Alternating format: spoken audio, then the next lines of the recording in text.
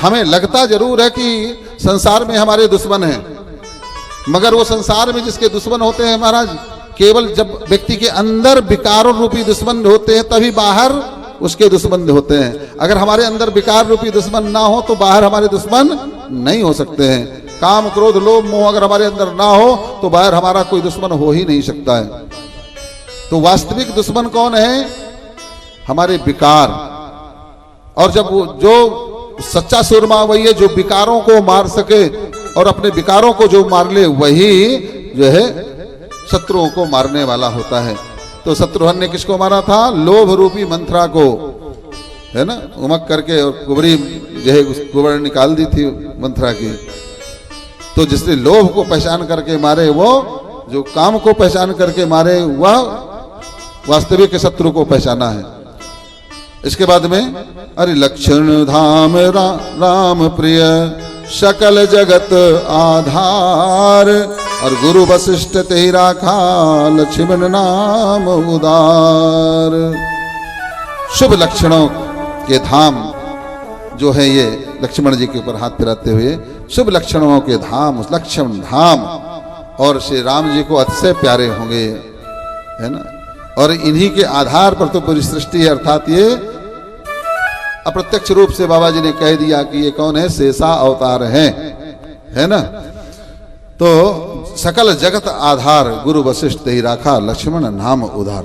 जिसका मन लक्ष्य पर सदा टिका रहे वह लक्ष्मण है ना। इसलिए महाराज इस तरह से गुरुदेव ने चारों भाइयों का नामकरण किया और वहां से जो है प्रस्थान करते हैं। समय गुजरता है। बाबा जी कहते हैं कि धन्य है री कौशल्या, है कितने बड़े भाग्य हैं कौशल्या के। जगत का आधार, जगत का नियंता, जगत का पालन करता, जगत सृष्टि करता है, जगत का मालिक। आज बताइए प्रेम की कितनी बड़ी महिमा है कि प्रेम, केवल प्रेम के बसीभूत होकर के वह जगत का नियंता आज जो है मैया कौशल्या की गोद में किलोल कर रहा है, खेल रहा है, मैया का पेय पान कर रहा है। व्यापक ब्रह्म निरंजन निर्गुण विगत विनोद, सो अज प्रेम भगत बस कौशल्या की गोद। वो जो सर्वव्यापक है, निरंजन है, माया रहित, निर्गुण विनोद रहित अजन्मा ब्रह्म, वही प्रेम की भक्ति और भक्ति के भाव में वशीभूत होकर के आज कौशल्या जी की गोद में। ये प्रेम की महिमा है महाराज। ये प्रेम कहाँ मिले? ये प्रेम कैसे प्रकट हो हमारे अंदर? जब तक प्रेम नहीं आएगा तब तक भक्ति नहीं हो सकती। जब तक प्रेम नहीं आएगा तब तक भगवान नहीं मिल सकते। ये प्रेम कहाँ मिलता है? कौन सी दुकान में मिलता है भाई? बताइए जरा, हम ही खरीद करके ले आए हैं। बोले कहाँ मिलता है ये प्रेम? क्योंकि ये प्रेम जब तक नहीं मिलेगा तब तक भगवान मिलने वाले नहीं है। तो मीरा जी ने जो है ऐलान कर दिया था, माई री मैंने लीन हो गोविंद मोल। लोगों ने कहा है पगलिया कुछ भी कहती रहती है कुछ भी कहती है। अरे जो है गोविंद कोई बिकता है कहीं से ले आई है? लोगों ने पूछा क्यों मीरा, क्या बोल रही है तू? कहती कि मैंने लीनो गोविंद मोल। बोले हाँ, गोविंद को मोल लिया है। कितने में आया भैया, हमको ही बता दो, हम भी खरीद लाएंगे गोविंद को, हम भी ले लेंगे। हमारे पास कोई कमी थोड़ी है पैसों की, हम भी लाएंगे। तो बोले नहीं, पैसों से आता होता तो कोई भी ले लेता। बोले ये तो आवत प्रेम के मोल, मायरी मैंने लीनो गोविंद मोल। ये तो प्रेम के मोल।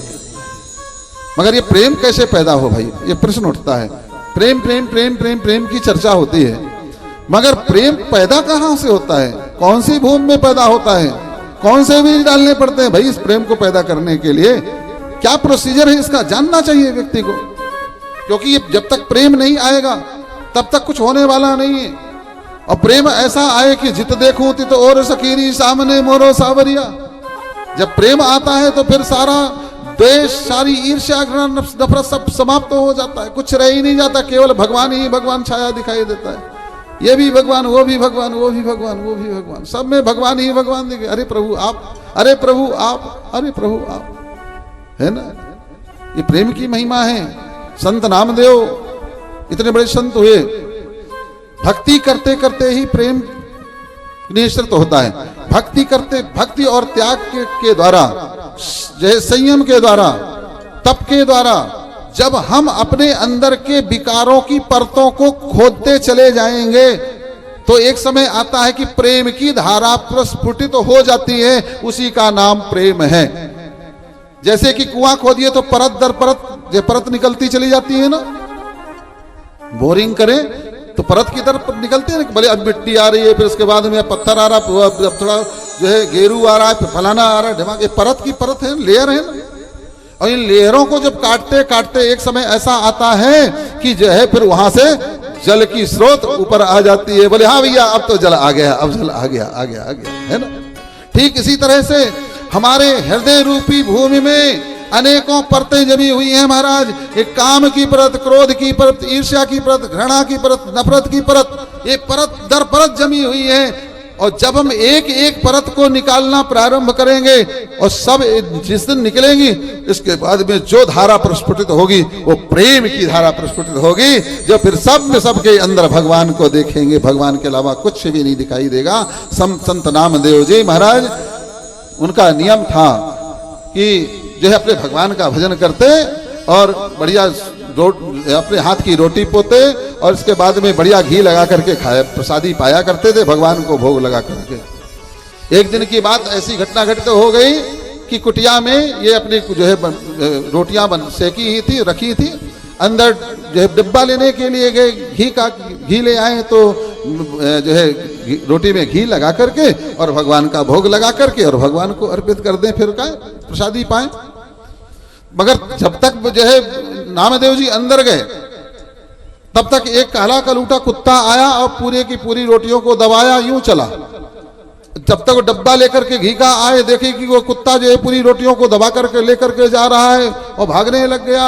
तो ये चिल्लाने लगे, अरे प्रभु रुकिए, तो रुकिए, कहाँ भाग रहे हैं, कहाँ भाग रहे हैं, माना कि आपको बहुत भूख लगी है, आप पूरा भोग लगाइएगा, मगर प्रभु जब आपका दास सूखी रोटी नहीं खाता है, घी लगा करके खाता है, आपको सूखी रोटी भला कैसे पसंद आएगी, केवल घी लगवा लो प्रभु, घी लगवा लो, रुक तो जाओ जरा। भगवान वहीं प्रकट हो गए, बोले भक्त वत्सल भगवान की है। प्रेम इत्ते प्रकट हो ही महिला, प्रेम की बड़ी अद्भुत महिमा है। परमात्मा में अनन्य प्रेम होना चाहिए। और परमात्मा में अनन्य प्रेम का मतलब यही है कि हमारे अंदर के विकार समाप्त हो जाएं, है ना। प्रेम से ही भगवान भी भोग लगाते हैं, प्रेम से ही सब कुछ है महाराज। संसार का व्यवहार प्रेम ही अमृत है।